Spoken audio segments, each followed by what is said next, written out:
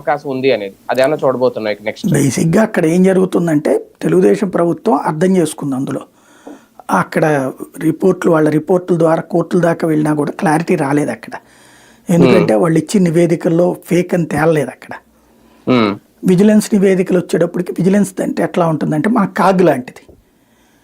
Vigilance నివేదిక మన CAG నివేదిక లాంటిది. అంటే ఈయన 10 రూపాయలు అనుకుంటే 20 రూపాయలకి వచ్చి ఉండేది కదా అని ఊహాజనితమైనటువంటి. కాబట్టి ఆ ఆస్పెక్ట్లో వర్కౌట్ కాదు. దాని తర్వాత ఫర్దర్ ప్రొసీడింగ్ కింద ఆ కన్సర్న్ డిపార్ట్మెంట్ యాక్షన్ తీసుకోవాలి. ఇప్పుడు ఆ కన్సర్న్ డిపార్ట్మెంట్ అటవీ శాఖ కాబట్టి తనదే.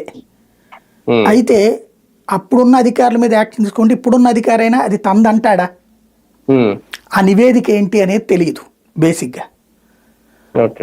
ఫస్ట్ నివేదిక గనక వీళ్ళు తినేసి ఉన్నారు అని వచ్చుంటే ఈ అటవీ భూములకు సంబంధించి తినేసి ఉంటే వదిలేయమంటారు అంతవరకే. దాని మీద శిక్షలు ఉండవు. ఎందుకంటే ఇప్పుడు ఆంధ్రప్రదేశ్లో చుట్టూతో ఉన్న అటవీ ప్రాంతాల్లో ఇళ్ళు కట్టుకున్నాయి కానీ, లేకపోతే పెద్ద పెద్ద బిల్డింగ్లు కట్టుకున్నాయి కానీ, ఇవన్నీ అటవీ భూములే కదా. ఇప్పుడు ఏనుగులు ఓళ్లలోకి వస్తున్నాయి, పులులు ఓళ్లలోకి వస్తున్నాయి అంటారు. ఎందుకు వస్తాయి? అవి అడవిలోనే ఉన్నాయి, మనం వెళ్ళాం అడవి లోపలికి.